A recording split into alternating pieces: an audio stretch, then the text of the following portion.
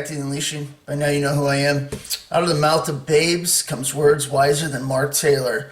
I think that's very appropriate. You guys know how I feel about Mark Taylor. The guy's a complete charlatan, total phony. He has no gift of prophecy whatsoever. His face literally has, it's been permanently fixtured on. Is anybody going to believe what I'm about to say? The guest look that he has, like, right on his face. Complete charlatan. Told you before, Kim Clements was using demons, and his life was taken from him. The guy was a phony. But he prophesied Trump would come. No, he didn't. He got an inside scoop on the whole thing. They were talking about it for years, including Kurt Cobain and others that knew he was going to do it. And Trump was talking about making the deal of the century back in 1983. It's a ruse. The whole thing has been the whole time. Anyways, point of this, what I wanted to point out is, I was talking to my little brother the other day, and he has a friend who's a Christian, and his little girl is 4 years old, and last week or so, she came in and sat on his lap. She was half asleep and got on her dad's lap and goes, Dad, next year God's going to render the earth in fire. I hope there's dogs in heaven. While he's reading the Bible, she jumps up on the lap and says that. And the point is that kid knows more about what's going on than Mark Taylor, who's talking about midterm elections and how Trump's going to save us and we're going to be going on into the future. That nonsense is ridiculous. We're at the end of the rope here. Everything's lined up for this thing to kick off, and it's going to happen soon. We see more and more signs taking place, including that whole red heifer thing. Do I think they made that thing? They're trying to skip around God? Yes, I do. Somebody also wrote in and said it was artificially inseminated. That doesn't surprise me because that's the first thought that came to my mind. They've messed with the DNA. They don't want to wait around any longer. If they have the red heifer, hey, they got to do it within a certain time period, though. Sacrifice the ashes for it, so they can't wait around for a long time and let the thing grow up. But stuff's ready to rock and roll, and it's very interesting. First thing I asked my brother, I was like, when did she have this dream vision or whatever, and that God talked to her in? And my little brother's like, well, because the first thing that came to my mind is, was it before the 10th when the New Year started? If it was, we could be looking at this starting in the fall. If not, then what the girl's vision is would start after January, right? Since the Tribulation is a fall-time event that starts then for the 7 years, I think it's going off God's timeline. So my brother tells me, well, he told me last Tuesday, but it was a few days before that, during the weekend, okay? Well, that means it was before the 10th, so this very well could be talking about this the start of this year in the fall, that the seals and stuff start to break. And the way things are looking with everything else, I take it deadly serious that this is going to happen. I've been paying attention to that whole observatory thing, and I've heard the thing that they use a satellite that goes around the Earth in orbit, and I've been running the orbit in my mind and stuff like that. Whatever goes in front of the sun twice, the first one is bigger than the sun, and the second one's exactly the same size, which looks like the moon. And it's going in a counterclockwise in front of the sun, which would be the way the moon spins, whereas the one that goes in front of the sun would be another planet if it were going to be in front of the sun. Now, they say that it's the Earth that goes in front of it. I'm having a hard time buying that because the Dunn telescope is what they use, and it's ground-based.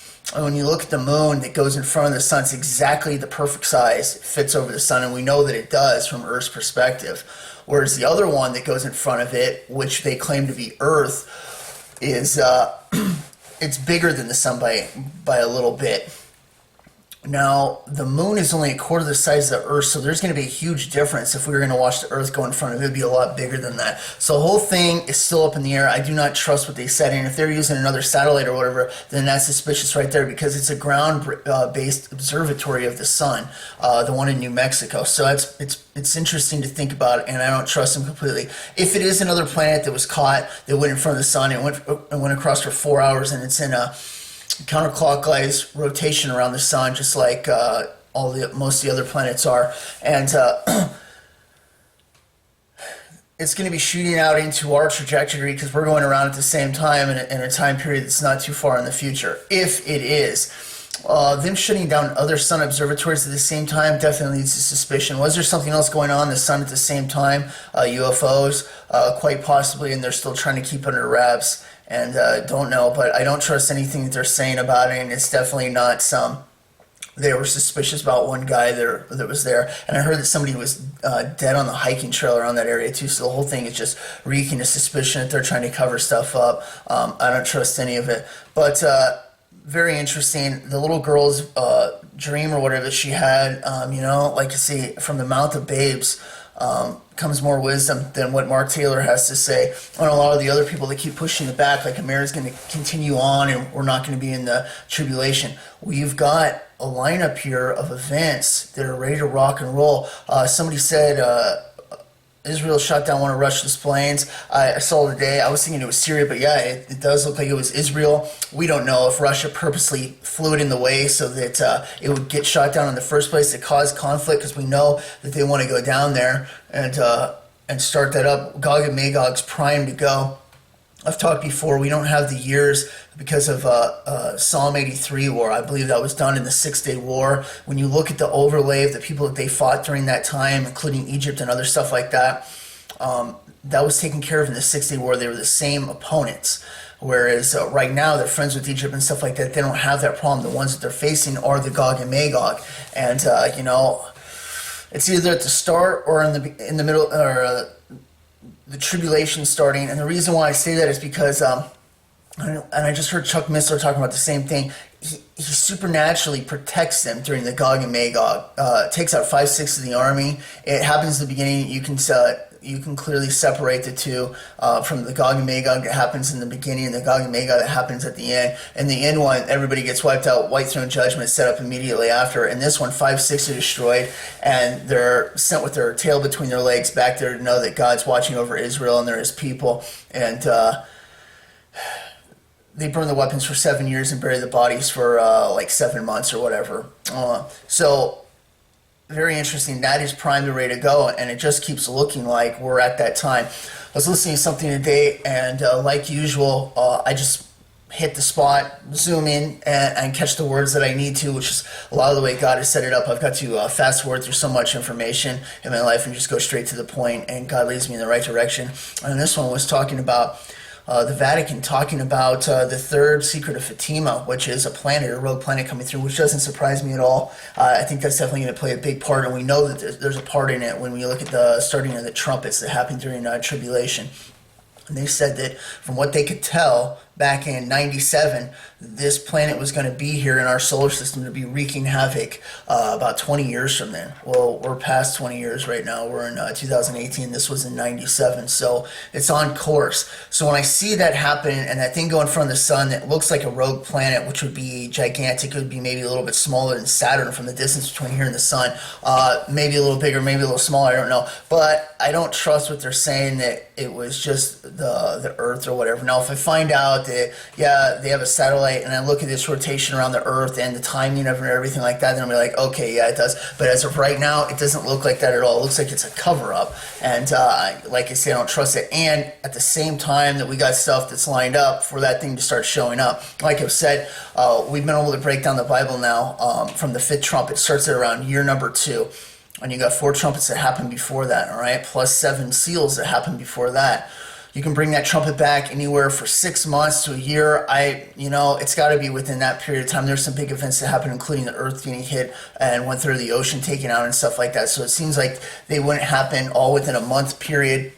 They would come back a little ways in time. So your seals are looking at around a year to a year and a half. If the seals were anything less, like 6 months, well, that's the kind of intensity that I want people to take when we talk about the tribulation in the first place. Because if you can imagine a quarter of the earth dying in just 6 months, that's the kind of intensity that we're going to be talking about during the tribulation. It's absolute bloodbath. It's the worst time that it has ever been. And by the time you get to the 2 witnesses going up, over half the population of the earth is dead before you even get to the bowl judgments. It's going to be absolutely brutal. And that's kind of what I expect, but I do push the seals out a little bit further. So it's interesting. We have to wait and see what's up with the peace deal. The little girl's dream that she had, though, it's very interesting, and I don't doubt it at all, because the way things are looking, I mean, that's exactly what's going to happen. tribulation is coming big time, and we can see it unfolding every single day. It's getting closer. I'm talking more and more about stuff so I can, try and warn people, hey, heads up, this is that, and just get information out as fast as I can. But time will tell. We'll have to wait and see. I heard about the FEMA emergency warning, they're calling the presidential warning or whatever, that comes out like the 3rd of October, and it has nothing to do with the president, and they're supposed to be a warning system for if you were to go to a FEMA camp and stuff like that. Everything looks like it's prepping for a planetoid system to come in. The observatory looks like that's exactly what they're trying to cover up. We'll wait and see on that. But there's shady stuff going on. It's very suspicious, and there's a lot of people that are wondering what the heck's going on. We got the cover for, we got aliens covered. I mean, we know that they're going to come in around the first time because they're going to be the cover for the rapture. They try and take the excuse, so no credit goes to God, even though people are going to know. We got war prepped and ready to rock and roll around the world. I mean, it's just prepped and ready to go. Gog and Magog looks like it's ready to go. So we got the second seal that's in play. Economy is going to crash all over the place. It's already doing it all over the world. They want to restart the currency completely, and we see that taking place. That is a third seal scenario because of the hyperinflation that happens. It takes basically a day's wage, and that's paraphrasing because it takes a dinar or whatever it talks about in the Bible, and that would have been the equivalent of like a day's wage to buy a loaf of bread. So huge hyperinflation and the death and stuff that comes from that. So I'm telling you, it is getting super close. We've had tons of warnings, and that's just another one from that little girl that my brother's friend, who's a Christian, was reading the Bible, totally surprised. She just came and sat in his lap, and that's pretty funny. She just jumps up there and goes, "Daddy, next year God's going to render the earth in fire." Oh yeah, it's going to be bad. It's going to be real bad, and that's why we take this stuff seriously, but stuff's getting closer and closer. I'm going to keep watching this whole thing that happened with the solar observatory down there in New Mexico, because I find that extremely suspicious, and I don't trust their story just yet, and as far as we know, it's a ground-based observatory, not a satellite one. If they are using a satellite, like I say, I want to know the direction that the satellite's going around the Earth. If it's going in a clockwise rotation around the Earth, it could cover for that, but I find it interesting that the Earth isn't a little bit bigger when it's looking at the sun for that shadow. If it's going the other way, I'm gonna have some more questions, and the thing doesn't make sense. But for them to come in there and hit it right at that same time that happens, extremely suspicious, and I don't trust it. But it's just the latest information I want to get out. Mostly I want to talk about the little girl and her little vision that she had, because that's pretty neat, and I totally believe it. It's getting close, and we know it's getting close, but it's just one more thing on top of the other visions and stuff all over the world. There has never been a time like this where Christians and people have had more rapture dreams and stuff than we're having right now. It's just off the charts, and there's an awakening of it that's happening. People are realizing it's getting close. We're feeling the Holy Spirit's calling to us. Hey, it's time. Talk to your loved ones. And get ready and warn people, because we're at the hour, and I do not believe that's going to keep on continuing forever. It's just not. We're too close for this thing to kick off, and we can all feel it. So keep looking up. Don't be discouraged, and hang in there, because Jesus is coming back, and it looks like it's soon. But we'll take it one step at a time. We can only wait and see what's going to happen with the lineups and stuff like that. Like I say, see what happens with this peace seal and stuff. That's one of the next key things to see. And if it goes through, then this is game on. And like I say, with the red heifer and the other stuff like that, they really want to build that third temple. It's all part of it. They're ready to build it right now, and I'm guessing that it's part of the peace deal that they got. And I'm guessing this whole thing's going to kick off. We'll wait and see. It gets me excited thinking about it, and the sooner we get out of here, the better, because we all want to be with Jesus now. We've had enough of this nonsense. It's getting bad. All right, I'll catch you next time on the Unleashing. God bless. Bye.